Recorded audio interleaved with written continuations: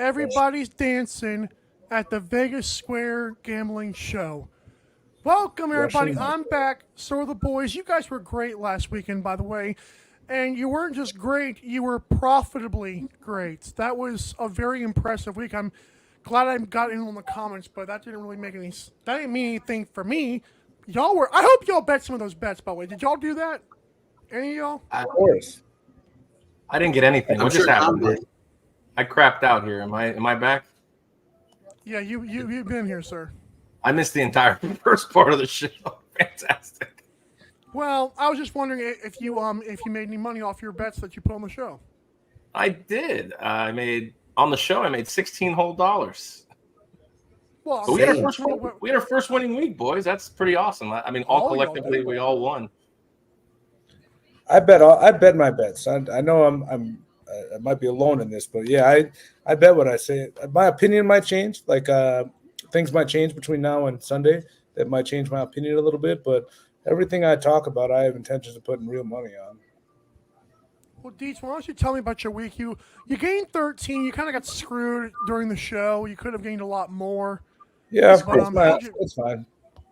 I like Sammy's logic with Philly. I ended up betting a lot on the first half there, which, true to my name, was one of the worst beats I've ever taken. Sammy told me how bad it was because I work during Sundays, and we work in a poker room. The games are on in the background, so we can kind of see it and follow it, but we don't see it in detail like you guys get to watch.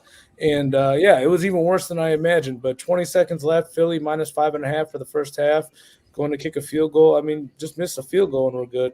Block kick, house it, unbelievable. So yeah, we lost that. And Philly just no-showed the rest of the game against I don't know what's going on. Greg Sirianni, we'll talk about that later. He's got his kids yelling at fans, bringing his kids up.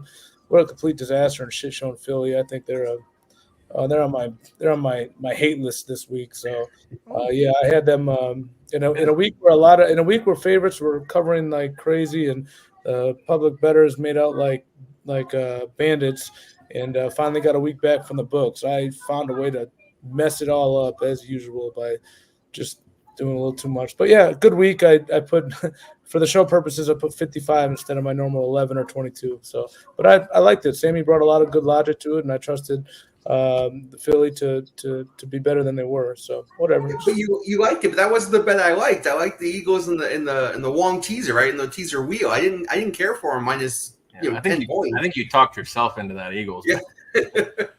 No, I liked it because it got to double digits, and there's only been one double. It didn't close as double digits, but there's only been one double-digit favorite in the NFL this year, and it covered. So the sore spot for the NFL this year has been that 6, 7, 8 point underdogs have just been losing outright, which has been killing all the teasers and killing a lot of people with the money line parlay and teaser one teaser legs. But when it gets to double, I liked it because it touched 10, and it steamed all the way up to 10. Then it came back a little bit. And at that point, I wasn't scared off by the 8.5 or 9. I was more than willing to back a favorite that big. And yeah, I mean, Sammy just reaffirmed and kind of let all his reasoning for liking the Eagles and just being a little bit more selective and I guess better money management with putting in the teaser wheels were all points that I liked. So listening to him talk about it, yes, allowed me to talk myself into taking. Yeah. Allow me to paraphrase this, Sammy. Thanks for nothing is what he's saying. Yeah, I mean, I won. Deets, you're an entertainer, dude. That's why this show works for you. Because even though you got the least amount in the piggy bank, you're doing well. You're entertaining people, and that's what really counts here. Good. That's right. Deets is the star of the show. Yeah, I don't know about that. I'd like to. Yeah, should have had a better week. You'll have a better week this week. Aaron, you gained 16. You're up to 20 and 21. I think you've had like a couple or a few positive weeks here in a row. How you feeling? Well, I was feeling good on Saturday. I went 3-1 in college, 0-3 in the NFL, a teaser hit and a parlay hit, so I can't be too mad at those. But yeah, the NFL slate last week, Joe Public, I tend to try to go against Joe Public based on the numbers and the research I have. And Joe Public got his, which is probably why Dietz had such a great week. I mean, let's be honest here at this point. But hey, to be fair, I was 5-1 in college. 5-1 in college. All right. So a little baby. I love your baby, Aaron. Yeah. So I 5-1 in college in my pros. I think I actually lost money in the pros, but yeah. So let's put a little perspective on it. I put a perspective. Yeah, I have had two winning weeks out of the last three. Last week 3 and 5, but yeah, I mean, all you can do is climb at this point. We all kind of started ourselves into a little bit of a hole, and I mean, the name of the game is to be above 1,000, and brick by brick, we're slowly trying to get back there. 20 and 21, I'm not mad considering. I feel like, at least me, looking at my records, we started off the year in a pretty tough spot. So it hurts to have to be in week 7 and climbing back to the black, but instead of just being in it. But life doesn't work the way you want it to sometimes. Sammy Action, you gained 16 as well. You were also blessed with a My Bookie bonus, so you are welcome on that, sir, during the show. But thank you. You had a good week, though. That teaser wheel, thank the Lord Jesus it hit. Yeah, I mean, my theme is bad money management, right? I mean, this was my best bet of the season so far, and yeah, I only banked a $16 profit, and that's my own fault, right? Finding ways to monetize my best bets better is definitely something I need to work on. But with that being said, it is a positive week. I'm over 500 for the season, and I'm right at the break-even point money-wise. So I'm pleased with my efforts for last week and hope to build on that this week. Well, let me ask you a question, Sammy. I don't know if you went back and took a look. You left some of those NFL games off of the teaser wheel. Did you go back and look to see if any of those would have been good or bad for you? I didn't actually. I think the Giants would have swept, if I'm not mistaken. I think that would have fell within the realm of the teaser on both sides. But when the line doesn't make any sense, right? When you're teasing through the zero, you're getting you're going from -5 to +1. It's just such a bad investment of your money that I found it easier to just ignore those sort of bad numbers in the teaser wheel, even though the idea is you want to get as much action as possible. I think if I would have done it with the totals, though, I would have had an even better week. Food for thought. Go ahead. That's music to Aaron's ears. He loves teasing totals. Yeah. I did it one time. And you won. No, I lost by a point. Oh, my bad. You guys are watching Vegas Square Gambling Show. Reminder to catch when my internet is working. I have the last solo effort tomorrow. It's Vegas Square Morning Show, weekdays 7 a.m. Pacific. And Aaron, you are going to be back next Monday. That's awesome. Good to hear. My kids are happy. They listen to the show in the morning. They like it. I can promise you far less WNBA takes. That I can, if I had to run on a platform for this election season, there will be far less WNBA takes than the Vegas Square Morning Show. Yeah. All right, we're presented by mybookie.ag, promo code 12OZ Sports. All caps, no spaces for up to $1,000 first deposit bonus. Okay, let's get into college football week number 8. And we're going to start off with these are all Eastern, by the way, I believe. So we got number 6, Miami at Louisville. Miami's favored by 5, and the total's at 59.5. I'm going to go backstage. You guys duke it out. All right, well, I'll take the lead on this one first. Miami is coming off of a bye, obviously, but they have some clear issues. Cam Ward plays absolutely incredible. They're scoring points, but they're also giving them up at an alarming rate as well here. I look to Louisville in the initial spots in this one. Ultimately, no bet for me, but I think Cam Ward is going to have a little tough time. Louisville's defense plays better than their record states, and I believe that Isaac Brown will run the football. They're going to try to play a possession game with Louisville here. keep the ball out of Miami's hands. Miami, similar to Oregon, the less opportunities you give them to run down the field on you, the greater chance you have of winning this game. If this game was in Miami, I might be singing a different tune. However, I think Louisville covers the 5 here in this spot, and I think Miami's live to get upset this weekend. Go ahead, Sammy. Okay, well, Aaron, you and I are on opposite ends here because I looked at this game and I saw Louisville's coverage stats. I think they're ranked 93rd in the nation in coverage. And I'm a big believer in situations and betting team strength versus team weakness. And Miami's strength is throwing the ball over the top. Louisville's weakness is covering the ball over the top. I feel like this is a spot where Miami can get their receivers loose, and top to bottom roster wise, I think Miami's probably a touchdown favorite in this game anyway. When you couple that with them coming off a bye and how bad Louisville's secondary's played, I feel like this is a no-brainer spot for Miami. So I opened up the piggy bank on this one, 22 to win 20, Miami minus the 4 here. Or 5 if that's the one now. Well, if you got it at 4, that's fine. You'll recap the piggy bank at the end, but I mean, you get it where you can get it. I mean, lines are moving. I know I keep saying this every week, but lines are moving like as fast as people can blink at this point in sports betting. Yeah. That is true. I think this should be an exciting game. Braum, when he was with Purdue, he kind of gained the reputation of being a giant slayer.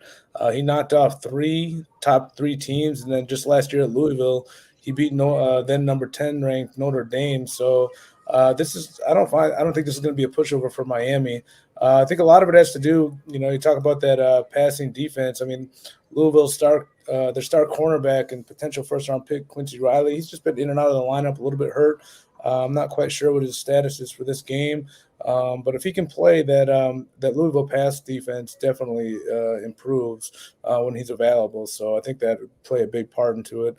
I couldn't get there with the number with Miami. Cam Ward, as good as he is, one thing he's also good at doing is throwing interceptions and creating turnovers. So I didn't want to lay this number with Miami. I could see them being on upset alert here with a coach very familiar with this position and very with a good track record of pulling off these upsets. So on paper, Miami should win. I mean, they got the number 1 ranked defense in regard to creating havoc, so that's good for them.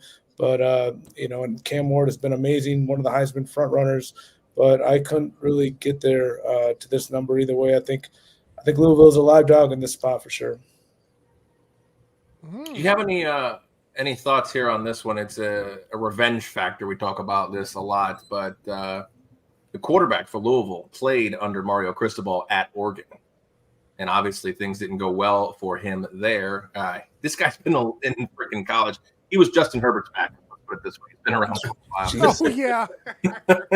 I wonder if there's a revenge factor. Like, obviously this guy's not going pro. Tyler, I don't know if you say Show or Sal, but I mean, to beat Cristobal would be a nice little uptick for him. I mean, Louisville started the season ranked, so if we're who's got the edge there? The quarterback who knows, or the coach who knows that quarterback, or the quarterback who might have a revenge factor? I'd almost in this.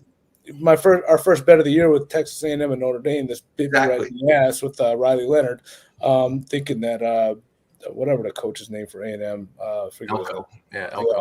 Thinking that he'd be better off with them being together at Duke, that hurt me.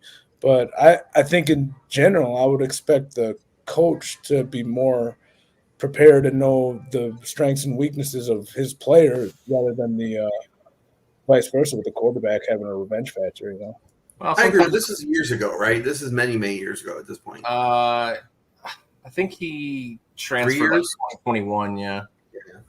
But this is a different player. Interesting stat. I didn't know that. I had no idea. I would give you that advantage if we're talking about Nick Saban, Kirby Smart, but we're talking about Mario Cristobal. This guy's a dumpster fire. So hey, he hired a game management consultant. He's become aware of his weaknesses and he's attacking them. Well, let's hope they still get 10 penalties a game. I mean, Cristobal's a terrible coach. As much as I like Miami this week, that was the one part I was like, do I really want to put money on this guy? I mean, this guy is a terrible coach. We'll see what happens. Cornhuskers of Nebraska at number 16. Indiana Who's your daddies? Indiana favored by 6.5 last time I checked. Totals at 51. Boys, it's up to y'all to discuss this. All right, I know Sammy's big on this game, so I'll keep mine quick here. Congratulations to Indiana, 3-9 last year, and they become the first team to get bowl eligible this year. So congrats, hats off to them. Coach Signetti obviously has to earn his flowers in this spot for what he's done in a turnaround at Indiana. Indiana looks like a legitimate Big Ten powerhouse right now, scoring 47 points a game. I mean, they're running through most opponents. I know Northwestern gave them a little bit of a fight, but in this one, we have Baby Mahomes back. I don't really know where to go with this one. Sammy, I know you're taking a side on this one. I don't know which way to go. This game, naturally, I'm going to lean towards Indiana being at home just because they have the higher powered offense. But, I mean, Nebraska has shown me time and time again this year that they can hang in football games. And that's all they really need to do with a spread like this, covering right around a touchdown. Yeah, so my I don't have a side in this game. I like the total, actually. For me, Nebraska has three offensive linemen out. They don't run the ball particularly well anyway, and with 3 offensive linemen out, I think it's going to be even bigger struggle for them. They haven't scored over 28 points against anybody except for UTEP. So their offense isn't exactly lighting it up anyway. Indiana's defense has played above average. With that said, Indiana lights it up, and Nebraska is by far the best defense they're going to face this year. So with that being said, Nebraska plays at a slow pace. They can't run the ball to begin with. Indiana's playing the toughest defense they're going to play all season, and I'm going to take the under. I'm going to rely on these the sports books who put this total at a place where they're kind of begging you to bet over. With Indiana being such a powerhouse offense, and Rourke being a kind of a legitimate Heisman person here. I mean, there's a scenario that takes place where Indiana wins this game. They can go undefeated all the way until they play Ohio State, and then they have a shot at the Big Ten championship. This is a legitimate team. But with that said, I like under in this game. I'm going to take under the 51. I think I got it at 50.5, so I take the worst line. Because sometimes I get the better line when I put it in early. Under 50.5 for me, 22 to win 20. I'm going to root for a slow-paced game with bad offensive line play on both sides and see what happens. Yeah, you're looking at this situation here. Indiana giving up 11 points. Nebraska giving up 11 points a game. Indiana giving up 15.8. So how'd the total get to 50? As someone who's gotten burned on Nebraska overs twice this year, I can't fault you for taking the under in this game. But man, I love this game. Like I'm just excited. Like Kirk Signetti, he's just been one of my favorite players or people in all of college this year. Like he likes to run it up. He likes to give you nice quotes after his teams. But that being said, we're a Illinois interception, miracle interception in overtime away from this being an undefeated real Big Ten like a undefeated battle of Big Ten teams.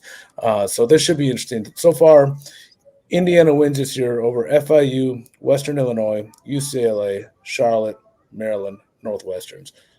This is their first real test. Let's see what they can do here. Let's see what Signetti can do. Let's see, Nebraska, in my opinion, is underwhelmed a little bit. I know they're starting the true freshman, Baby Mahomes, but I kind of expect a little bit more out of them with Matt Rule. Both teams are coming off a bye, and Matt Rule is an underdog in this spot, has always kind of, shined.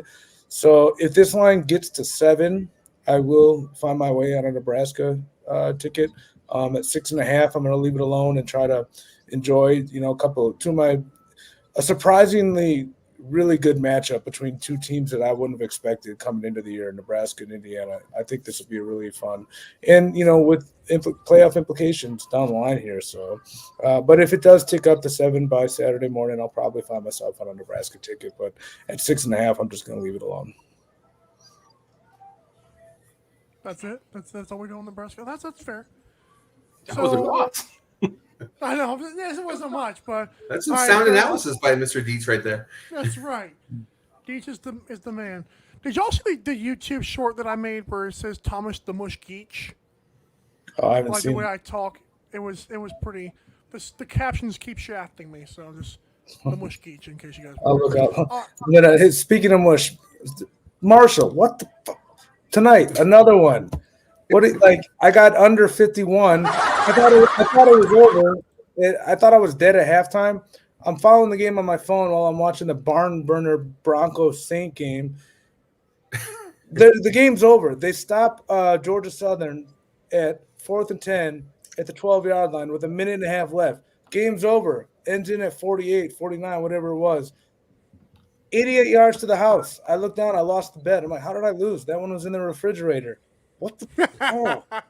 Like these beats, I'm getting so mad. Like I don't even understand it. So whatever short you had with me mushing stuff, it's every freaking week.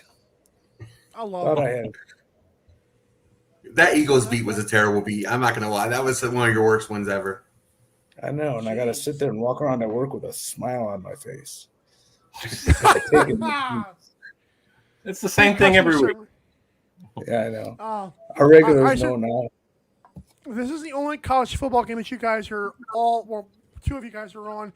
Eastern Carolina, the Pirates are against Army. Number 23, the Black Knights. No offense. Army's favored by 16. The total is at 50. What do they call it? Black Knights, okay? The total's at 51. Hey, not your Father's Service Academy here. Go ahead, boys. Hash it out. Give me a chance for the Pirates to win here. Tom, this one's all you. I know you have more analysis than I do on this one. No, I just I'm loving this Army. We got a legit shot at either one of the service teams getting in the playoffs this year with Army and Navy. And on the back end of their offense, they have just been incredible. Both the Navy quarterback and Bryson Daly for Army, just incredible. That being said, I found myself on an under in this game. I found these stats from the Group of Five over at Action Network. They do a great job, and they're playing Eastern Carolina. Eastern Carolina has a fantastic defense. I'm going to rattle off some of their stats there. They have yet to allow 14 points in any game this season. They only allowed 300 yards once. That was last week. I think it was 303 yards that they allowed. Only allowing 9.8 yards per game, which is second in the nation, only to number one ranked Texas, which is pretty incredible. Their defense is ranked 5th in the country at rushing success rate, which is what Army thrives at, obviously. And they're only allowing 3.4 yards per game rushing. So that being said, that lines up perfect against an Army team, which, obviously they're stepping out a little bit from the triple option. The service academy offenses have been incredible this year. So I realize I might be stepping in it here, but also East Carolina can't score the ball. I faded them a couple times this year with Jake Garcia, the interception king. He finally got benched for a guy named Caden Hauser. Well, that guy came in, went 11 for 28 and threw for 84 yards, and he couldn't beat Garcia out to begin with. So they have an offense that can't do anything, and they have a really, really stout defense that should fare well against an Army team who is obviously known traditionally for running the ball up and down the field. So I took an under 51.5 in this one for $11 in the piggy bank. So where did you find that stat that they haven't given up 14 points a game? The Group of Five Action Network, on the Action Network. Because their last game, they literally gave up 55 points their last game. So I must be looking at something. No, don't I look stupid? I'll have to go back and look at that. Then I literally just call you out. No, if I said something wrong, you should call me out. I thought that seemed a little bit weird, so I should have went back and fact checked it. But I probably misheard something then. If it was maybe 14 points or maybe 14 points on the ground, maybe if it was. Could be there. This team does have an incredible rush defense, despite giving up 55 points last week. Their numbers are actually going to be skewed. They actually came in to that Charlotte game top 15 in rushing defense. The numbers are skewed now because Charlotte gashed them for 306 yards. This is a team that's better than Charlotte in Army. I'm playing a strength versus strength here. I'm taking a Sammy action playbook play here, and I'm taking strength versus strength. I'm going to play this game. I'm taking the dog. I know that ECU is going to have a hard time scoring, but his under comped with my thought here that they're going to keep this close. It's up to 16 now. I got it at 15.5, so I guess I got a quote unquote bad number, but I mean, potato tomato at that point. But I am also going to open up the piggy bank here for $11 and take the dog in this one, Eastern Carolina, to keep it close. I think we're going to have problems scoring from both sides of the field here, Army and ECU. I look for this game to be in the 21-14 kind of realm. So I'll take the Eastern Carolina spot here plus 15.5. Well, I'm rooting for both of you I need to do guys. a better job. I need to not rush through these notes as I write them down, because even just looking at this now, that sounds a little absurd. 14 points, not giving up 14 points a game. So yeah, that's a bad job by me. I got to do better. Well, Sorry, I'm rooting for both of you guys. that stat Even threw me off. like I should have me being true to my normal self, wait to the last second and rush through everything, and I don't really think about it. And Sammy, go ahead.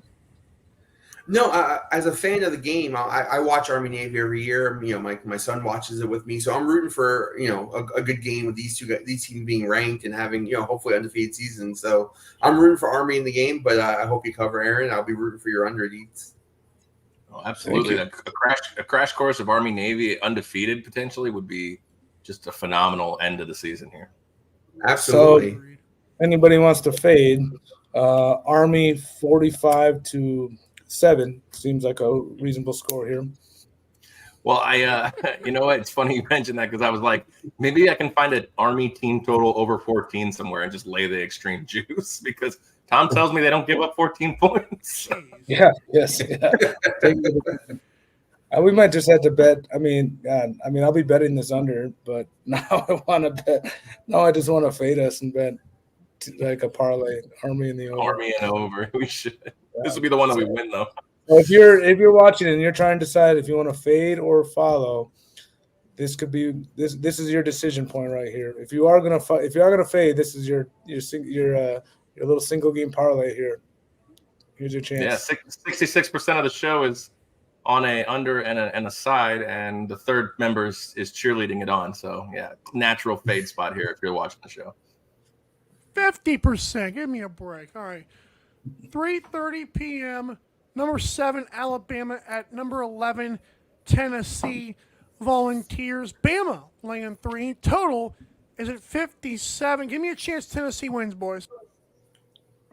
Oh, I'm ready. I think Tennessee has a great chance of winning this game. I mean, you're on a buy low spot with Tennessee. I know Sammy may disagree in this spot, but I mean, you take Alabama's season with the exception of the first half of the Georgia game. I mean, what do you have here? You have a if you look at their complete body of work, you have a completely average team, maybe even slightly below average. I know I've given Jalen Milroe his flowers, and I still think he's probably one of the top 2 or 3 Heisman Trophy finalists at this point. But I've looked at – someone told me to look at their entire body of work minus the Georgia game, and he's not wrong. They're a remarkably average team with not Nick Saban on the sidelines going into a hostile environment that they lost a shootout last time they played in this one. Josh Heupel is going to – find a way to have the crowd hype. Nico Imaliva, however you say that name. This is if he wants to get in the Heisman race, or if he wants to get in the first round pick race coming up, in the next few years when he's draft eligible. This is a good game to start that mystique, so to speak. Ultimately, I'm not on this game, but I think Tennessee's definitely live to pull out another upset like they did last time at Neyland Stadium. I mean, they're always going to be alive, right? Playing at home in a big spot. But you talk about Nico being a Heisman possible candidate. He has thrown, and I can't make this up, Deep stat of the week, 2 touchdowns since week 2. I mean, the guy has not performed at a Heisman level. He hasn't performed at even college football level. His best games have come against very mediocre to bad defenses. And, once you put him in the SEC and have him face off against some real defenses, he has really, really struggled. Couple that with Tennessee's best defensive side is stopping the run. Alabama doesn't really run the ball. Tennessee's biggest weakness on defense is getting beat deep. Alabama throws the ball deep. Their secondary is absolutely terrible for Tennessee. Also, Tennessee's leading linebacker tore his ACL. He's out for the season. Yeah, all these things point to me that Alabama should be able to throw the ball. They should be able to get over the top. They have their playmakers, and unless Nico turns it around, I just don't see him lighting up the Alabama defense when he can't light up anybody. So to me, this is an easy bet on Alabama. And I hate Alabama. If you know me for a long time, you know I root against Alabama pretty much universally. But my money's going on Alabama this week. -3, 22 to win 20. This seems like a cupcake spot for Alabama to go back on the national stage and say, we're still a contender. How dare you? Who's in a buy lower spot here, Tom? I mean, Alabama, last 2 weeks, L to Vanderbilt and an almost L to South Carolina. Whereas you have Tennessee, who in the last 2 weeks they lost to was Arkansas, and then they barely beat Florida. Like, who are you buying lower at this point? I mean, both these teams haven't looked good. I mean, do you give the advantage to Bama coming off a bye here at this point? Is that it? I would lean towards the home team. Not coming off a bye. Excuse me. Not coming off a bye. Sorry. I would lean towards the home team here. I'm not invested in this game, but if who do I think is in more of a buy low spot? I would think Tennessee. Like Sammy alluded to, like once they got into SEC play, Nico's play has just completely tailed off. Early in the year, I thought that Tennessee and Texas were might be two best teams in the country the way they were playing. But you got to. I know Tennessee just lost their defense, and their secondary is not the same, not great, but they still have a fantastic defense. They got the potential #1 draft pick with James Pierce, and they've still been shutting teams down. And they have talent like Nico. He was a Heisman hopeful. He's a talented quarterback, and so I kind of would lean with Tennessee here, but I can't bet any money with it here. In Alabama, like they've looked horrible the last 2 weeks. The upset to Vanderbilt, and then they struggled. And they struggled with South Florida early in the year, which South Florida is a horrible team. So Alabama, like you said, Aaron, outside of the first half against Georgia, what have they done? That 17-year-old receiver is amazing. If Milroy can get the ball over the top to him, which I'm sure he will, it'll be interesting. But I'd actually lean more towards an under here, if anything, because I think both of these teams are under. It's really hard to say. It sucks to say Alabama has underperformed and underwhelmed after that game of the year against Georgia, and that's in everybody's mind. But I would think just based on that game alone, the value would lay with the home team here because everybody's going to remember that. They're not going to remember Vanderbilt. They're not going to remember last week in South Carolina. They're going to remember the game of the year. So I think if from a pure number standpoint, I would assume you'd get the value with a team that's underperformed themselves in Tennessee in the 3 points at home, but I'm not stepping in between it. Milroy is light years better than Nico since the first couple of weeks. And like Sammy said, the Alabama's strengths on offense line up with Tennessee's weaknesses on defense. So that's where they could take advantage if they are going to cover this number. I mean, I generally don't find these marquee matchups either. So you have to look at a spot where, I mean, should this line be higher if you're Alabama at this point? I know they're walking into a hostile dome, but I mean, if we're saying that Alabama's offense is so much more prolific than Tennessee's and their defense is not very good in Tennessee with the injuries and just lack of production, I mean, should this line supposedly be pressing 4 or 5 at this point? I think it should have been. I was shocked to see it so low. And then when I dove deeper into the numbers, it confirmed that Alabama is far superior to me in terms of overall talent in this spot. I like your under too. I think under is a wonderful addition to this as well. 57 is quite high. Although Georgia, Alabama highlighted the fact that Bama can score when they need to. If Tennessee gets out to a lead here, I can see this game flying over. But I don't think Tennessee blows them out. I do think Alabama could beat them by 2 scores, though, with margin. Well, Tennessee can play ball control too. They got Dylan Sampson's a good running back, and I think they're going to feed him the ball quite a bit to kind of take a little bit of the pressure off of Nico and everything that he's been going on. But yeah, I don't know. Both these teams are just kind of Jekyll and Hyde for me. I thought at different times of the year, I thought they were both the #1 team in the country, and now I don't know what to expect from either of them. So this is just kind of a let's see. I want to see which underwhelming team from the last 2 weeks can come out and play like their A game, basically. Now that you make that statement specifically, I don't trust Josh Heupel, so I don't know where to go with this one.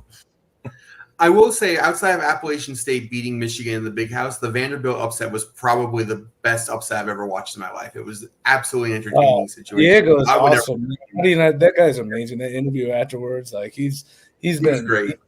Yeah, Aaron, the Alabama, do you think this spread of -3, or any of you guys can answer this, is it so low because of last year? Because let's be honest, Josh Heupel, that Cinderella story ran out very quickly at Tennessee because that was with Hendon Hooker, I believe. That was with all these receivers.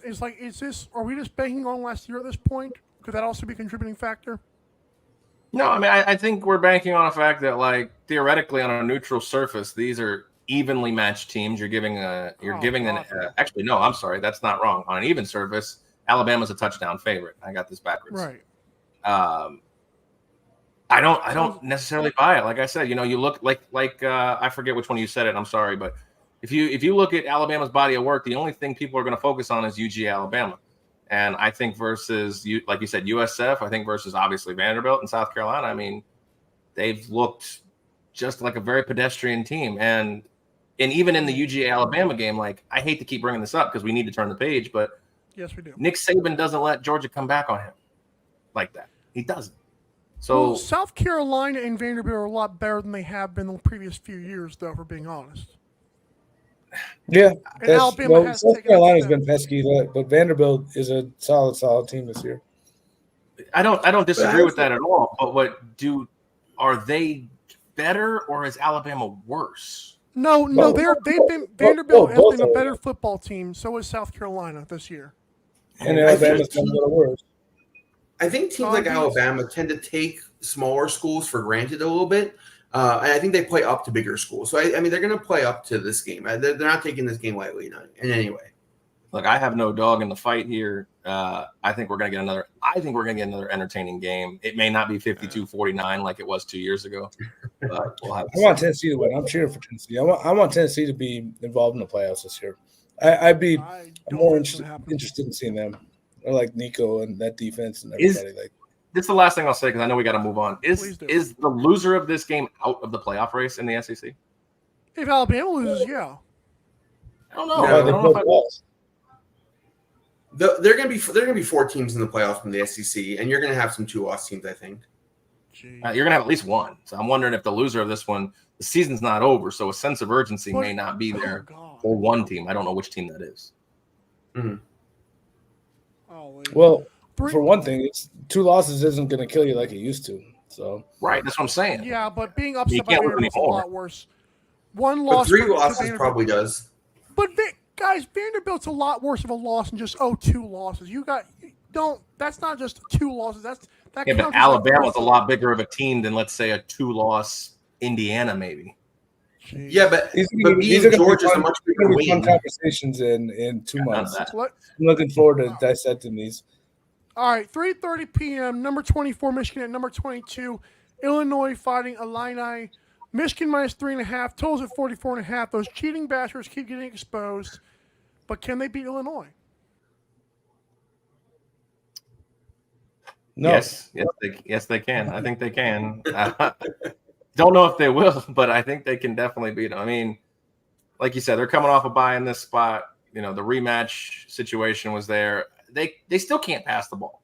I mean, it's absolutely insane how you have a defending national champion. I understand the quarterback moved on, but how do you have all this recruiting in the barn and can't find a guy who can literally flick the rock? For me, Jack Tuttle is coming along. I want to see what happens with him. I think the Jack Tuttle experiment might be why I believe they can beat Illinois. If he can play well, he is a blast of fresh air for Michigan. And it's a completely revamped and different team than we've seen the first, 6 games of the season. They are a non-one-dimensional, non-rely on defense. They can actually hurl the ball. I think Michigan gets a win here. And unfortunately, this is another team, a 2-loss Illinois team. I don't think they get in the playoff, so especially in the Big Ten. I think Michigan pulls an upset here. Or I guess it's not really an upset since they're the favorite. But I think a lot of money is going in on Illinois. And what it sounds like, including with your big resounding no, it sounds like you might be on that too. No, I didn't invest in the game. I can't trust Brett Bielema. He just finds ways to lose these games. Like, these must-win, make or break for your season type of games. He finds ways to lose, and so I'm not going to bet it, but it wouldn't surprise me at all if this is the last week. Michigan's in the top 25, and they go off to the sunset, trying to figure it out. Their defense is amazing. Of course, Illinois coming out that crazy game with Purdue last week. Who knows how they're going to react after that game? So I'm not betting this game. I think Illinois will win. but I'm not going to put any money on it. And I think this is the last week we see Michigan in the top 25. I agree. I agree more with Aaron. I think Michigan does win this game, and I don't like. I actually they should go back to the first quarterback. If I'm being honest, like I thought he played the best of the three of these guys, but Michigan plays better defense. Michigan can run the ball better. Michigan's coming off a bye, and I follow this guy. I can't remember which network he's on, but he talks about turnover-worthy plays. The Illinois quarterback has 9 turnover-worthy plays and only 1 interception, which makes him the luckiest quarterback in college football this year. So with that said, I think Michigan can turn some of those turnover-worthy plays into actual turnovers, maybe get ahead in this game and then run this clock down. I don't like Illinois in this spot at all. That's a pretty good stat. That's a good find. Yeah, I remember the guy's name, but he has a really interesting stat. I mean, Luke Altmaier has come a long way. So to give him his credit, the Illinois quarterback, Luke Altmaier. But yeah, you say, whichever team loses, this is the last. I don't know if the last week we see them, but they're going to fall out of the top 25 at this point. Hence why the people applauded for Michigan falling out of the top 25. Shame on you, Aaron. All right, let's move on. Okay. Number 5, Georgia. Number 1, Texas. 7:30 p.m. Texas favored by 5. Total is at 57. How about these new alignments, like these new conference alignments? Every week I feel like we got a game of the week like this, right? I just wanted to put that out. I know, like we just went from the Red River rivalry to now a battle of 2 top 5 teams conference game with Texas and Georgia. Like for as annoying as these conference realignments are, it's like almost every week we have a game like this, and it's pretty incredible. I just wanted to point that out. Like I was on the fence and not for these new power conference things, but if we get these type of games, Oregon, Ohio State, Georgia, Texas, like I feel like every week college football has a monster slate. It's been a fun year so far. Agreed. Yeah, I mean, I don't disagree with you on that spot. Like you said, I think conference realignment has been good. I mean, unfortunately, if you're a Pac-12 fan, but I mean, you just said, like with the SEC and to an extent the Big Ten, we'll see how this more materializes if USC ever gets back as well. But this is what they wanted. They wanted us to be glued to our TVs each and every week. Like, no disrespect to Vanderbilt. I understand what happened, but until we realized Vanderbilt was on upset or Alabama was on upset alert, nobody was really watching that game. You tune in afterward. Like the weeks where we have, nobody versus nobody or big school versus Western Carolina. Like, let's hope those years are a thing of the past. Like Georgia and Texas, this is absolutely incredible because this is potentially a national championship rematch. And I know that you could say that probably about 4 or 5 SEC teams and 3 or 4 Big Ten opponents because unfortunately that's where we're at here. We're at a 2-horse race for the most part. This game specifically, I think is going to be absolutely incredible. Georgia is just getting the short end of the stick, having to go both to Bama and to Texas. Talked to a lot of people around, here in Vegas, and not a lot of people like Texas in this one, which is kind of shocking for me to believe. But like this Georgia team, Carson Beck has not shown up really in any spots. If you want to count the Clemson game, I guess you can have that because Clemson is now looking better. But in these spots, since Carson Beck has arrived on stage, he has shrunk in the big moment. Do I want to lay a weird number in 5 when this thing could go back and forth like Georgia and Alabama? No, probably not. But I would lean toward Texas in this spot at home. Quinn Ewers is the better quarterback. I mean, Kirby Smart right now, based on track record, is the better coach. But I'm going to lean on the better quarterback. I would think a better defense in Texas and hope that they can run the ball as well and keep the ball away from the Bulldogs. I agree with you on defense. I think Texas does have the better defense. Georgia's defense has definitely fallen off from previous years. But have you looked and seen who Texas has played in terms of quarterback against? Like, there's just nobody. They play backup after backup. They play benched guy or injured guy. Like, this is by far the best quarterback they're going to play. And so I have no action on this game. I will be watching. But, Texas's defense ranks top 5 in the nation, mostly because they haven't played anybody.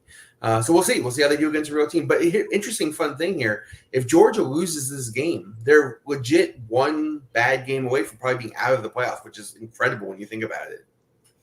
I mean, it is, and this is the thing where UGA losing this game might actually be a benefit. I know that sounds crazy to think, but if a 2-loss UGA team runs the table, skips the SEC championship, I think they still get in the playoffs.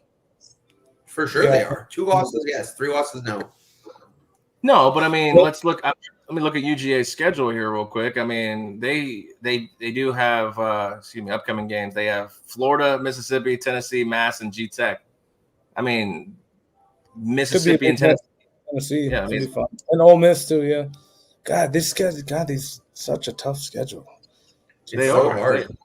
Yeah, they are. But I'm saying, like, if they can run through the rest of that gauntlet with Florida, Massachusetts, and Georgia Tech, we're going to call those wins. If they can beat Mississippi and Tennessee, like, they're probably going to be out of the SEC championship, because if everybody runs the table, it's probably Alabama versus Texas at that point, and Georgia sneaks right in, even losing this matchup. So this might be a blessing if they don't win this game. It'll be a fun end of the year. Yeah, Sammy, you're right, man. Texas, their defense, number one in the nation. They've faced they played Michigan and Oklahoma, two teams who have completely abandoned the pass.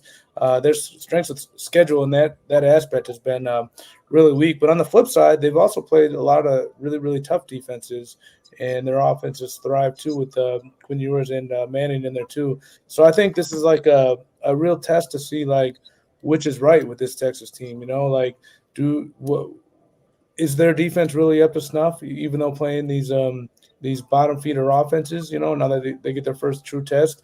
And is their offense really legit? You know, their offense should really come. They face tests already, so they should be able to get through in this spot. So one thing that kept me off this game is that Texas has struggled in recent years after the Red River rivalry game. It's a little different this year. Like, you could even say there was a little bit of a look-ahead spot for them last week, you know, even though it's their biggest rivalry. But, yeah, in 2021, they lost outright to Oklahoma State, and then they were huge favorites the last 2 years against Iowa State and Houston, and then just barely found ways to win.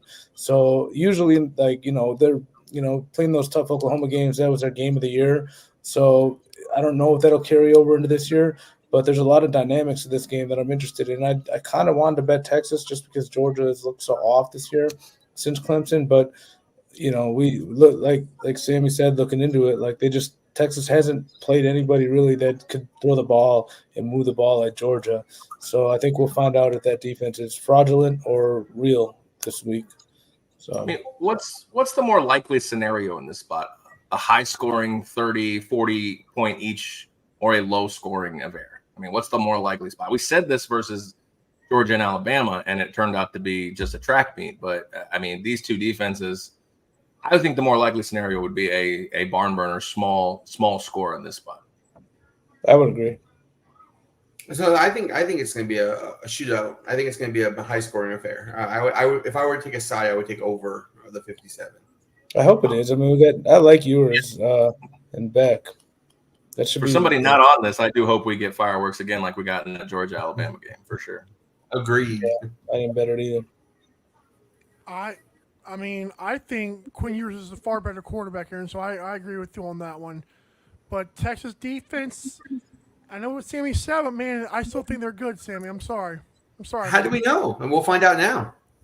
They've been good the last couple of years. I think they're going to show up. They had Saban dead to rights if Quinn Ewers didn't get taken out last year. So, I mean, just saying, this team's good. I mean, yeah, but I mean, Jalen Carter's gone, right? All their major studs are gone. This is not the same team. Fair enough. Good. You're watching Vegas Square Gambling Show, and we come back. We're going to do NFL Week number 7. Don't go anywhere. We have a commercial break to pay some bills.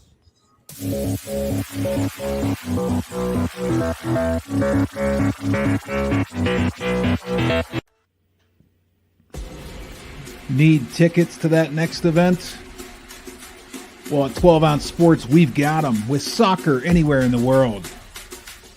Tickets to any venue, any sport. Want to go to NCAA or NFL football matches? We've got them. Yeah. Baseball at every level. Every Power 5 matchup is available. Don't forget, costumes and paint are optional. What's that? You want to go to Broadway? We have those too. Want to jam out? Every concert, every artist. That's right, at 12 Ounce Sports, we've got the tickets for less. 12ozsports.com/tickets. That's 12ouncesports.com/tickets. Welcome to MyBookie. You're ready to create an account and start making money. And we're here to help. And remember, you can get a bonus of up to $1,000 on your first deposit. Now you're ready to bet. Just go to mybookie.ag, visit the sportsbook, click on your bet, and input the amount you want to risk or win in the bet slip. Yes, it's that easy. Just remember, at MyBookie, you play, you win, you get paid.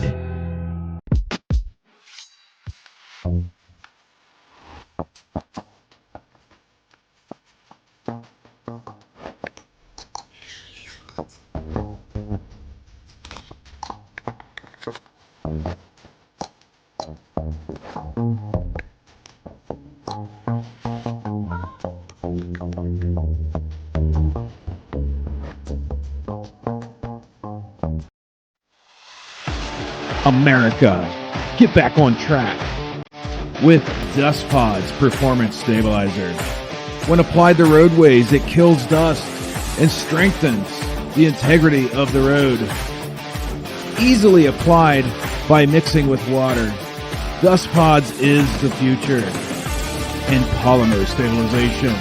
Call 1-833-DUST-PODS or visit dustpods.com today.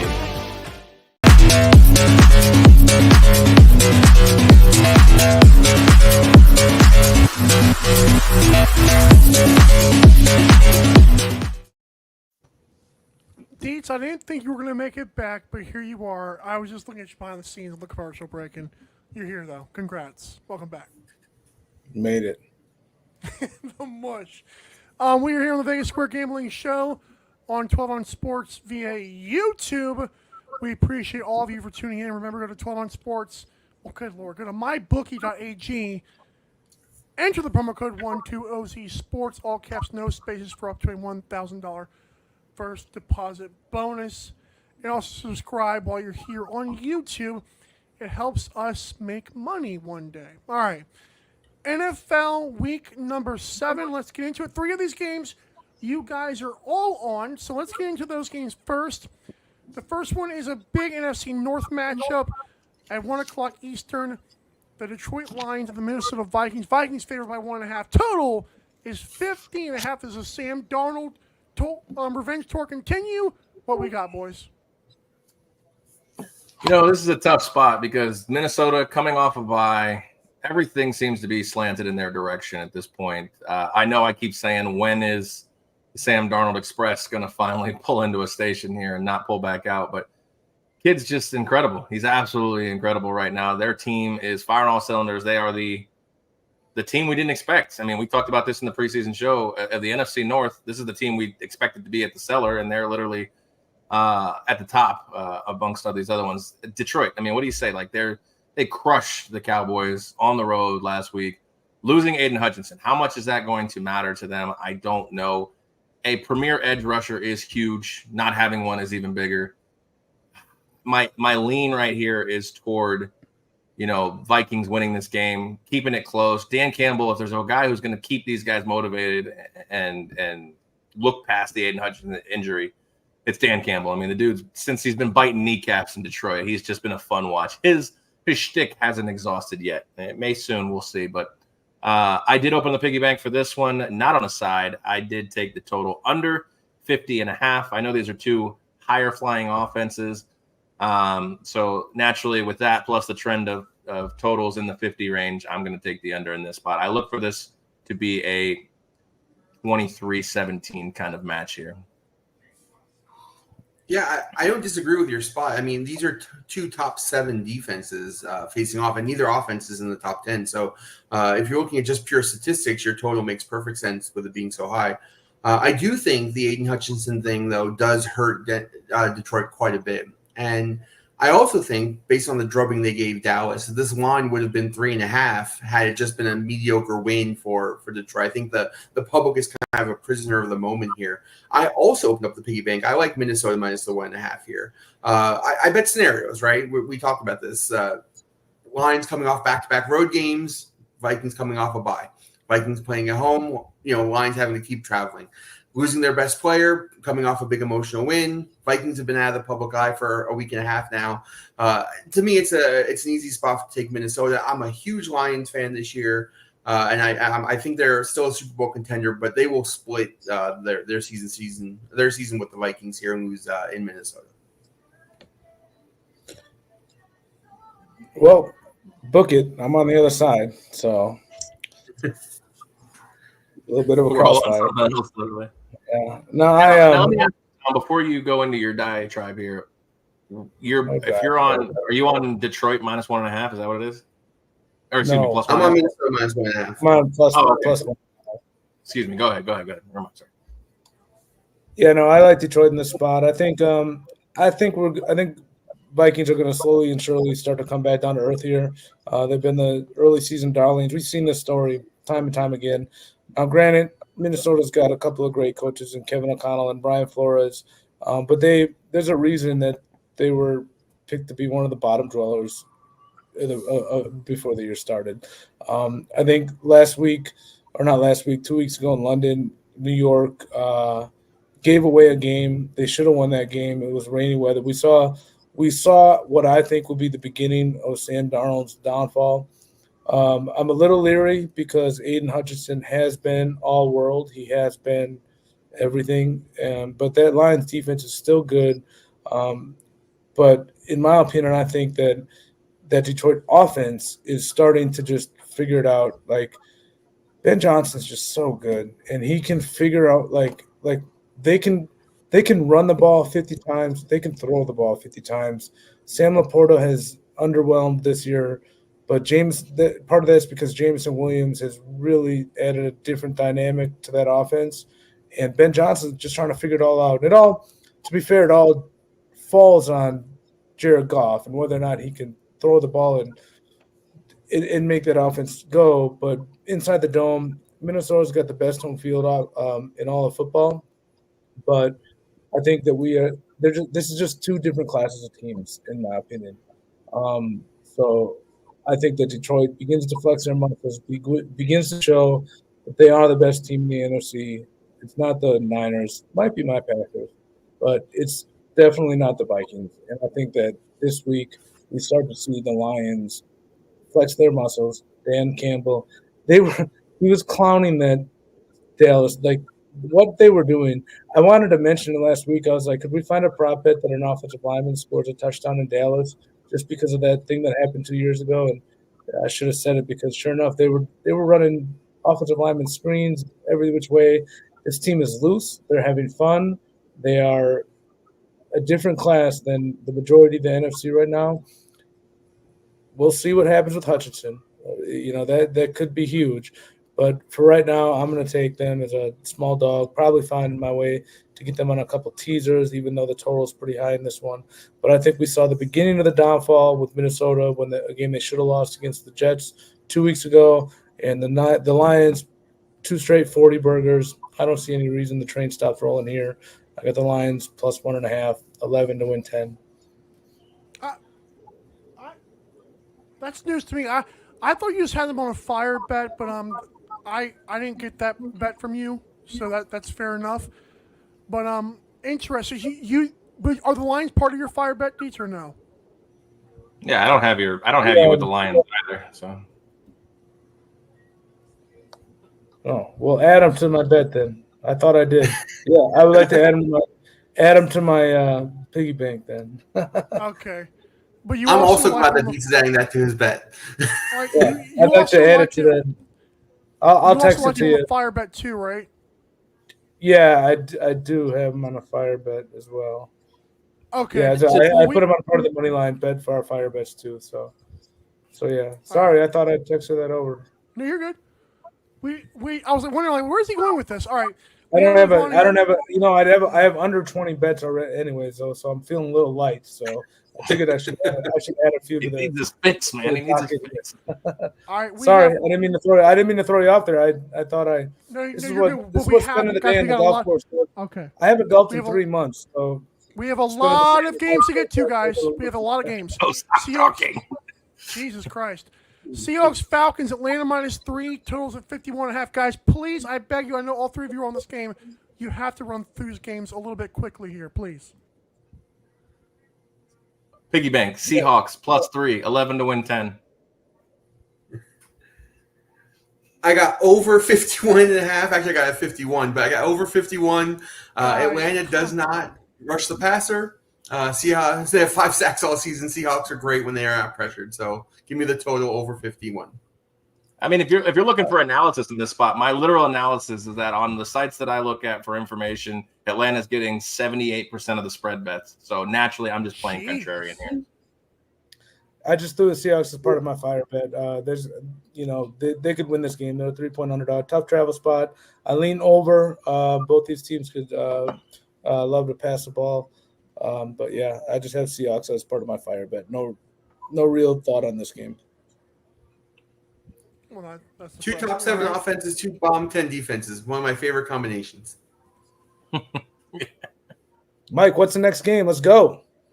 All right. Okay. I'm getting bored.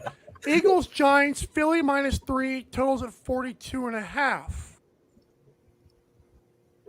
For me in this game, I just don't trust anything about. I don't know why I keep going back to this well. They're literally 2-3-1 against the spread, but for some reason the Giants just intrigue me. At home, divisional matchup. I'm catching a field goal. Do I believe the Giants are a live dog to win this game outright, which is the reason I should be taking 3? No. So I don't know what about this makes me in love with it. Again, another contrarian play. 70% of the action on the Eagles spread. I feel like the public's just going to keep betting Philly until they figure it out. And as Tom talked about Greg Sirianni being a terrible coach, his brother Nick's not very good either. So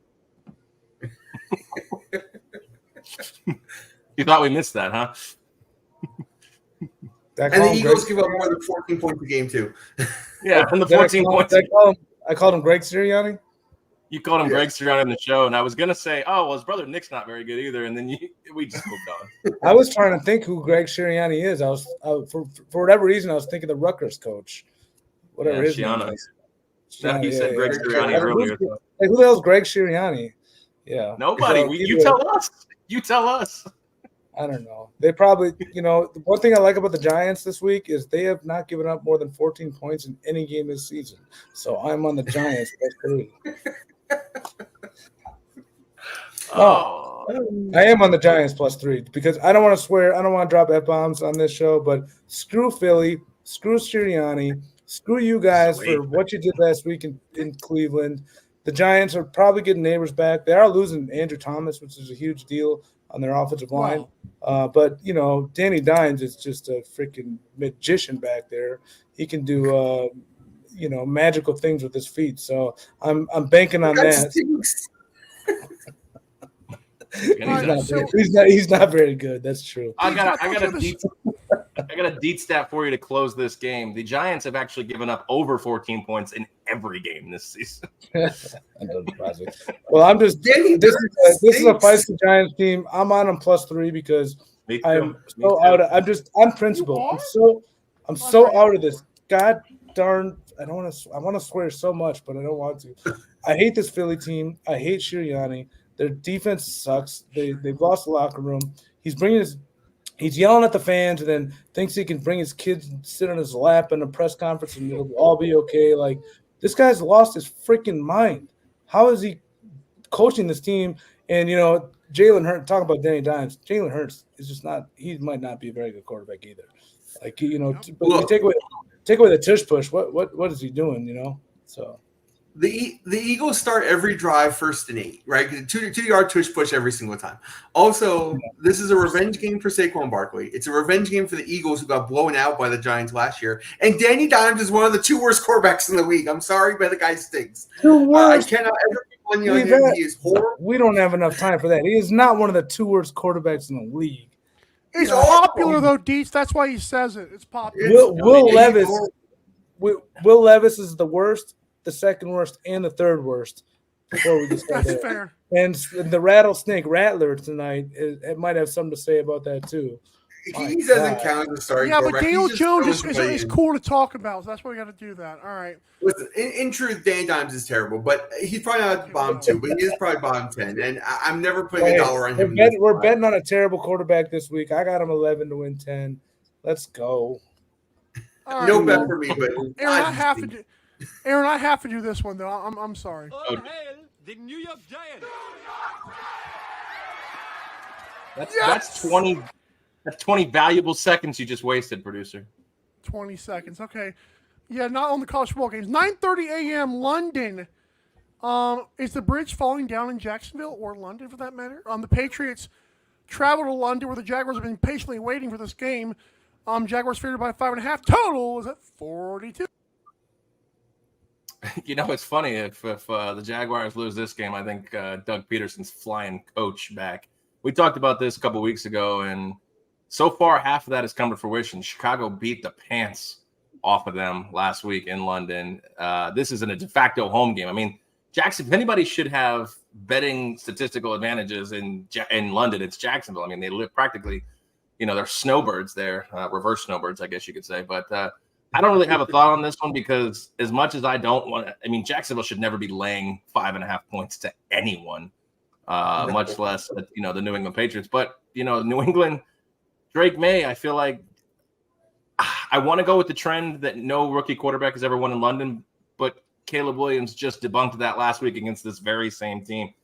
So I lean the edge to just let's go Pats. Let's go Pats money line here. I have no piggy bank bet, but I'm rooting for the Pats money line, and let's see Doug Peterson find his way back to the States. Maybe they'll take his passport too. What? He's not Urban Meyer. He might as well be. I mean, yeah, but he's not a bad guy. I mean, let him come back. Don't kick him out of the country. Oh, don't make it easy for him. Take the passport with you on the charter plane. I mean, this has got to be the worst lending game ever. This is the definition of a toilet bowl. I mean, what are we doing here? How are these the teams that we send over there? This is what we want to represent us across the pond. I mean, come on, guys. We got the Jets and got a clunker out of that one too. So hey, we got to deal with bad. We have so many overseas games now. They got to deal with some bad ones too. We got to deal with enough bad ones over here. Yeah, the British should never get anything good from us. For almost 250 years now. They are trotting out a brand new field. Remember that? I don't know if this one's at Wembley or I don't know the names of the stadium, but there's two different London. This is Wembley. Fields. Yeah, this is Wembley. And last year the field was so bad. Now they're making just for this game and trotting out a whole artificial. It's a grass, but they're going to lay down a whole new surface and then pick it up and leave it after the game. So nobody knows what to expect. Everybody's saying it could be like the Brazil game where everybody's falling down every which way. I don't know how you bet on this game. Drake May looked good in his first game, as good as you can under that O-line. But he got a first-year head coach in Jared Mayo heading to London. I hate that Jacksonville sucks so bad because they should be a slam dunk Jacksonville spot. First-year head coach, rookie quarterback. Jacksonville should be an 8.5-point favorite in every teaser leg that we have this week. Instead, we got Doug Urban Meyer Peterson freaking ruining stuff over in Jacksonville there. Aaron wants to deport him. I don't know what to think of that. But, yeah, you can't bet on this Jacksonville team. They stink. Patriots, Drake May's been feisty. But, God, nobody can – you can't lay 5.5 with this team. If they get Tyson Campbell – fun bet if you can find it here. New England's first drive, no points. Probably I don't know if you can just get no points or whatever it is, but they have not scored on their first drive this season, and 4 out of the 6 games they have not even picked up a first down. So. What a weird stat. I like it though. But I didn't know they had stats like that. That's cool. I mean, theoretically, you're right. This should be a prime Jacksonville spot. If you're a hardcore bettor, I think you just swallow, hold your nose and you lay the 5.5. Yeah, the people who bet there's Jacksonville money coming in. People are betting Jacksonville. And honestly, we probably should bet Jacksonville. They've been there for 2 weeks. God dang it. I might bet Jacksonville. 55. Let's go. Doesn't do it. All right, $11. Jacksonville -5. To win, wait, is it -5.5 or just the money line? No. The -5. You're insane. All right, Market, cool. I'll market, take it. dude. Mark the tape right Dude. there. I don't roll on Shamus, but market, dude. Jeez, Dolphins at Colts. Colts here by 3. Yeah. Anthony Richardson's back, baby. Totals at 43.5. Tell me why the Colts are going to win this game, boy. How did I just get talked into a Jacksonville bet? You're a real degenerate. I mean, you're pulling out Big Lebowski quotes and everything, dude. I mean, come on. I think I'm going to win that one.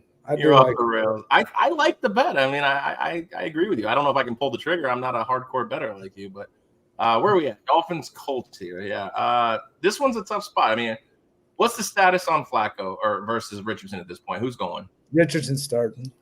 Love the Dolphins. Let's effing go here at this point. I mean, for me, I don't like anything about this Colts team if Joe Flacco is not under center. At this point, I'm opening up the piggy bank for Dolphins +3, 11 to win 10. The thing has even moved to 3.5 in some spots, so that's even better. I'll probably be laying out real money, as Tom likes to say we don't do here on the show, but I'll be laying out real money on Dolphins +3. I roll out real money. That's why I'm always so goddamn stressed out all the time. That's probably true. Yeah. You know what? You know what's gotten lost in all this Tua conversation over the last few weeks? The Dolphins have the #1 defense in football. People don't realize how good the Dolphin defense has been this year. And with that said, if you're giving me the turnover machine that we call Anthony Richardson, I would love to bet the Dolphins in the spot too. So you know what? I'm going to pull a deets, and I'm going to add Miami to my weekly total. Book it, Mike. Let's go. See? 22 to win 20 on the Dolphins +3. Hey, listen, you guys make fun of me, but dialogue is the key. Talk through things. Just like crazy. poker. We're all poker players. You talk through poker hands. You figure out what you did wrong, what you did right, and you come to a conclusion. Sports, we're talking through games. We figure it out, give our opinions, and hey, sometimes your opinions get swayed, and we bet on it. That's a sweep of the board because I also have the Dolphins +3. Let's go. What could possibly go wrong in this spot? We got Colts Chong, baby. Chong. Chong, this is your spot, buddy. Chong's at the window right now with the show on his phone. Yeah, max bet. No, I like Dolphins coming off a bye. I think that Tua's close to coming back, but I think that Mike McDaniel McDaniel will hopefully get freaking Huntley on board. Huntley's not as bad. He should not be this bad.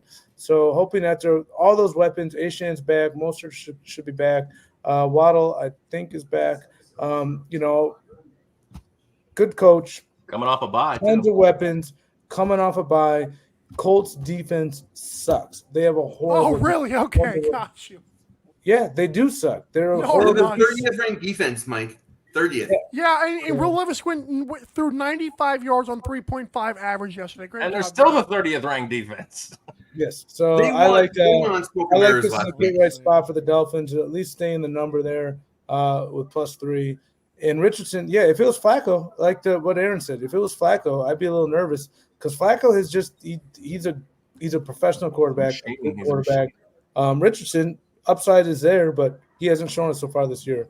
So I like the Dolphins +3 with. We have the #1 defense versus number 30 defense, and we're getting points. This is a slam dunk spot for the Dolphins. Under 43.5 would be the better number, but that's on y'all. That's on You're gonna sense a theme with my picks, but I'll tell you this: 68% Colts money on the spread here. So this is gonna be a real money bet for me. That's also dumb. I think Aaron, this is the first week you brought that stat up, and that's one of my it is a legitimate good stat. Like when you see that type of when you see the betting percentages, like certain number of bets versus certain percentage of money, and the question is that reliable information with certain sites. But if you believe it to be reliable, it's a fantastic tool, and especially in pro football.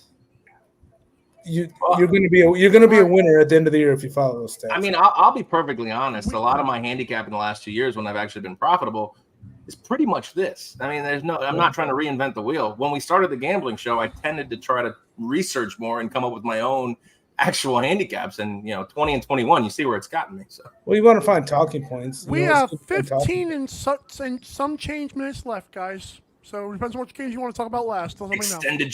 Extended show. You wish we could. Overtime. Overtime. Let's go. We can rattle through 5 more games here. I don't have a I only ton got one. I think I only got we one haven't more. got to the next one yet. Texans Packers. Green Bay's favored by 3. Totals at 47.5. Y'all have Mike, don't get your panties in a bunch, buddy. We're having fun here. Let's see. Dietz, this is you, buddy. This is right in your Lambeau lead. What a game. How do they not flex this into Sunday Night Football? This is the 2 MVP probable candidates here besides Sam Darnold, who are playing with love and straw there. I have the over in this game, guys. I love my Packers. Our pass rush has been non-existent. Last week, 0 sacks, 1 QB hit on Kyler Murray. We just don't have the pass rush. And if you let CJ Stroud sit there in the pocket and dice you up, as good as our secondary has been, he's going to dice you up. He just is. So that being said, Houston, they have a pretty good pass rush, but I think our offensive line is going to be able to sustain that. I expect both these quarterbacks to be slinging it. I actually upgraded my bet here to $22. I'm on the over 47.5 points. These are 2 really good teams. Even without Nico, I think that Houston will be able to move the ball. I expect Green Bay to move the ball. I don't want to say possible Super Bowl matchup, but my God, this should be a fun matchup. Can't wait. I think I finally found a way to watch replays when I get home, or at least for Packer games. Can't wait to get home after work and watch this game. It's going to be a fun one. I'll just say that. Going to be a fun one. Can't wait to watch it. I got the over 47.5 for $22. So I also have a bet on this game. And one of the fun things about doing this show is finding obscure stats that kind of skew my opinion one way or the other. Fun stat for this game. Texans are the most penalized offense in football. And I feel like going into Green Bay as the most penalized offense in football, the refs are already kind of leaning that way, home field advantage kind of stuff. I think Green Bay has a legit shot to blow this team out. I know that, it's supposed to be a close game, tight game. I like Green Bay minus the 3. I opened up the piggy bank for this one. One more thing, fun stat. Green Bay, one of the best plus minuses in turnovers. Texans are at 0 plus minus in turnovers. So they have as many turnovers as they've created turnovers. They're just not a good take the ball away team. Green Bay has all those intangible stats. I'm going to take them minus the 3. I like Green Bay to win this game too. I don't really have no piggy bank bet, no nothing on this one. So I'll root for Dietz's Packers. Yes. Also, Green Bay's first in time possession. Houston is second. Just to let you know, Dietz, not to hurt your over there, but yeah. All right, 4:05 p.m. Eastern. Panthers and the Commanders. Washington favored by 8. Totals at 51.5. I believe Aaron and Sammy are on this one, but you guys hash at it. Everybody and their mother on Washington right now, and rightfully so. I mean, they're 4-1-1 against the spread, 5-1 to the over. Everything is dumping on Washington to continue rolling, but not so fast, my friend. 75% of the action here on Washington. So naturally, where are we going? We're going to Carolina. I'm opening up the piggy bank plus 8. We just talked about these numbers, that 6.5 to 8 to 9 region. These favorites just aren't covering it. So I will play that trend as well so far here. This dog's eat trend in this quadrant here. Give me the Carolina Panthers plus 8, 11 to win 10. I love the Lee Corso. It's a wonderful pick. With that said, the last time Washington was favored by more than a touchdown was 2017, and I think they lost that game outright. I think they're 3-12, if I remember correctly, as a 7-point favorite in their last 15 times. They just don't cover these big totals, big numbers. But you can tease them, and they do kind of qualify as a long teaser. So I'm going to do that. I'm going to take Washington minus the 2 just to win the game by a field goal, not necessarily cover the 8-point spread. I'm going to pair them up with Arizona as another Wong teaser leg, and try to get these Wong teasers going this year. I know they've been kind of struggling, so try our action here again. Good morning, Dietz. I don't hate an over in this spot either. I think both these teams will move the ball, but yeah, with a team like Commanders, I don't think you can go wrong grabbing 8 points in high variant games like the games that they play. So I don't hate either of your bets. I like them both. Love it. Game of the week, maybe Chiefs. Oh, go ahead, Sammy, if you want. No, I was going to say Washington's gotten to the point now where I think they're a little overvalued. I think they have to come down a little bit. Yeah, I agree. I think they have a couple of injuries on defense too. A defense that can't afford any injuries. 4:25 p.m. Chiefs 49ers. 49ers favored by 1.5. Total is at 47. Very quick for me. I have this one in my fire bet as part of my parlay. I have the Chiefs. No real handicap on this one. Mahomes has reached the status of Tom Brady at this point. I'm either betting on him or I'm not betting this game. So I just threw a little quick flick of the wrist and put that one in the parlay for me. Kansas City wins. They just keep finding ways to do it. I don't care what you say. And San Francisco, if they lose a game at home against Kansas City, they just have to quote the great Pedro Martinez, they have to tip their hat and call the Chiefs their daddy. I remember that quote. Yeah, I mean, I'm rooting for the Niners. We're a bang Niner family. So, I mean, I was sitting here watching the game, rooting for the Niners. But Mahomes, 14-1 lifetime as a dog is just crazy. But, it's strength against strength, right? Niners have number 2 offense in football. Chiefs have given up nothing to anybody all season. So it's going to be interesting to see if they can shut down, San Francisco in San Francisco. But it'll be a fun game to watch. No bet for me, but, yeah, I see your point, Aaron. Yeah, despite that stupid magnet on my fridge behind me there, this is not a big household like you're Sammy. It's a split household. So I'm taking 14-1 against the spread. Mahomes is a dog. It's just an auto play for me. 11 to win 10. Chiefs plus 1.5. Niners, I've been down on them all year. They've been fighting injuries. It's a Super Bowl hangover. They're still a great team, probably going to make the playoffs in the NFC, but something's not right with them, especially red zone struggles without McCaffrey. That's a real thing. They haven't played a defense as good as the Chiefs are yet. Mahomes is a dog. Niners stepping way up in class with the defenses that they played. 14-1, Mahomes is a dog. Let's go. Chiefs plus 1.5, 11 to win 10. And I will play the Vikings. Go ahead. I'll find some teaser legs too this week. I don't have them in the piggy bank. I haven't really thought. I've been more careful with my teasers, so I'm not trying to lay out like 8 teasers like I might have done earlier in the year with my piggy bank. But I'll be trying to find. This is classic. Trying to find Chiefs plus 7.5 and some teaser legs too. Chiefs. 49ers played the Vikings and got pretty much destroyed. In case you wonder if they played a good defense, and that was not very good for them. Yep. Sunday night football, Jets, Steelers. Jets look a little bit better. Steelers might be rolling out Russell Wilson for some unknown reason. What you got, boys, in the primetime matchup here? God, this is a tough one. I have no play in this one. I've been the biggest Russell Wilson stan for most of his career, and I think this is a terrible move, in my opinion. That being said, I think the edge has to lean toward the Jets. All the hype, the Robert Saleh situation. And then, of course, this week we get Devontae Adams. I think everything's leaning Jets. Consensus pick right now against the spread, I'm seeing 61% in favor of the Steelers. So naturally, I would obviously contrarian. I would go the Jets in here. Everything to me just seems like the Pittsburgh's in free fall. They can't 4-2 and you're changing your quarterback. This makes no sense to me. It really doesn't. It's an asinine move. I understand Tomlin's point. We got this guy. He was the starter coming into the season. He's supposed to be our number 1 guy, but Fields has played fine. He's played fine. I hate this move for the Steelers, but the Jets don't deserve to be favored on the road against anybody. This is a ridiculous spot. I can't make a bet either way, and I wish I could because I want to watch the game. But yeah, I'm rooting for the Steelers. I think, but it's such a terrible spot for both teams. So much dynamics going into this game. So it sounds like there was a promise made to Russell Wilson at some point in the offseason that they would let him be the starter. And that seems to be one of the Tomlin voodoo things is that he's a man of his word. So it sounds like he might have given Russell Wilson his word that he would get the start if he was healthy. And now he's kind of forced. If he can't really let it go on any further because Justin Fields is playing good and he's winning. So I guess he's got to do it now, but what's that going to create in the locker room? Does Fields have the locker room? Does Tomlin have the locker room?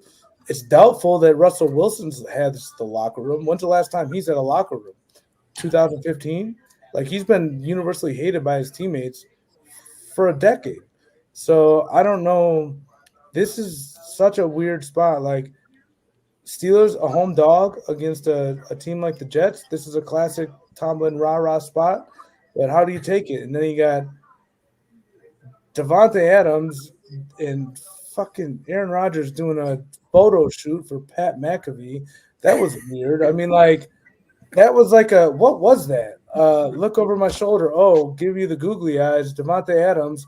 What the hell? You get that was just weird and awkward. And I love these guys. Like they brought me through the 2010s. They're two of my all-time favorite Packers who have obviously been through some turmoil and kind of ruined, I don't want to say ruined their reputation, but have certainly altered it in the since they left Green Bay, and Rodgers before that. I don't know what to make of this game. I'm just from a macro like with the Jets. A long-winded way to say nothing here. It's just like, wow. No bet. No bet at all. Like, this should be a slam dunk Steelers spot. But if you like the Steelers, get it now. If you like the Jets, wait, because I think this thing's coming back towards. I just wanted, like, all the awkwardness surrounding, like, there's two games that should be flexed: Houston and Texas, or Houston and Green Bay, and Detroit and Minnesota. Those are must-see TV games. I'm not mad they're not being flexed. San Francisco, Kansas City. Oh yeah. Okay, 3. So I'm not even mad this is primetime because all the soap opera, like this is more of a soap opera than a football game, and we're kind of going to see it play out here in real life. Like, and there's so many moving parts of this that it's like Days of Our Lives. What's going to happen next? I don't know. Like, it's going to be interesting Sunday night. Get your popcorn ready. Not Taylor Swift, but like, what's going to happen with all these people? Like, who's going to be yelling? We have It's gonna be 4 fun. minutes to talk about our bets because we are up against the time. There is a replay coming up after this. Aaron, go through your bets, man. Oh no, I'm gonna give Tom the floor here because he's gonna take a while. No, we already went through them all. Go ahead. You went through every single bet you have? He did not. I'm pretty sure I got to look again. No, you did not. You went toss the ball bets. What do you mean? He did not. You did not. Yep. Oh, Arkansas State and Purdue. Yeah, I thought I went through all those. I'm okay. Long story short, I got Purdue plus 28.5. Short week for Oregon. Coming off it's a big letdown spot for them. Purdue, they played Illinois tough last week. I'm just going to take the letdown spot for Purdue. Arkansas State, I have a lot of reasons I like them. Basically, I'm fading Southern Miss. They suck. Brett Favre's alma mater. But Southern Miss has given up. They've just been getting housed by everybody. So I have Arkansas State minus a 6.5 for another one of my college bets. And Jimmy North Buffett. Texas. North Texas. And Jimmy Buffett's alma mater. And North Texas and Memphis, Deets. Oh, yeah, North Texas and Memphis over. Thank you. Over 66.5. North Texas just is both high-tempo teams. Memphis, Seth Hennigan, we love him. He was a darling of the show in the beginning of the season. They haven't really produced, but this North Texas defense kind of is a get-right spot for any talented quarterback, and Hennigan's a very good quarterback in North Texas. They're one of the fastest-paced teams in college. So, yeah, over 66.5. Thank you, Mike. Cool. Go ahead, Aaron. Oh, he also has New Mexico team total over 38.5. Oh, my favorite bet of the week, yes.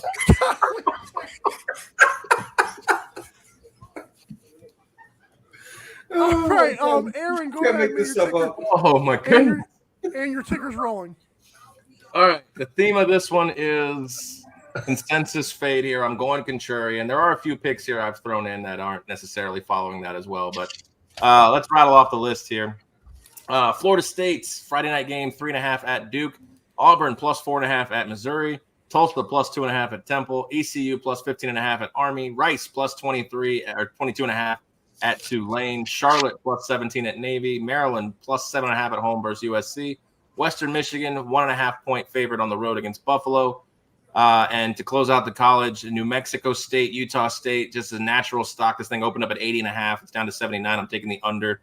Hopefully that 1.5 doesn't burn me. NFL, Dolphins plus 3 at Colts.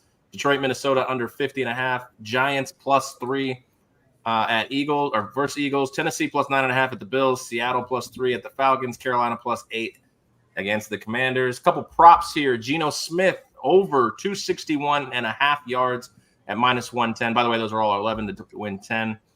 Geno Smith is the number one passer in the NFL quietly. He's averaging almost 280 yards a game, and I'm getting 261. I'm either getting fish. It's either getting fishy here, or I think this is an easy bet. Josh Allen, no interceptions on the year. It's a good time for the first one against a top-flight Titans pass defense. So I'm taking over half an interception at plus 110, 10 to 111. And then are we waiting on fire bets, or are we just firing here? Go ahead. Fire bet, 5-team parlay, Florida State, Nebraska, Auburn, the Dolphins, and the Chiefs, 80-1. Let's go. Sammy. So my bets, we went over every game I bet. I had 24 bets last week, down to 7 this week. Bama minus the 3, Miami minus the 4, under in the Nebraska-Indiana game, all 22 to win 20 in the college. And then for the pros, I have Vikings minus the 1.5. I have over in Seattle, which means I like your bet, Aaron, on Geno Smith. Packers minus the 3, and then the teaser with Washington and Arizona. We already all mentioned. Fire bet is Dolphins money line, Georgia money line, Arizona Cardinals money line, plus 1,300 on the 3-team parlay.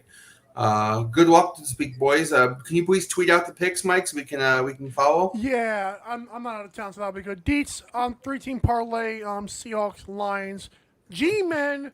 Have a great day, guys. It's been the Vegas Square Gambling Show. Thanks for watching.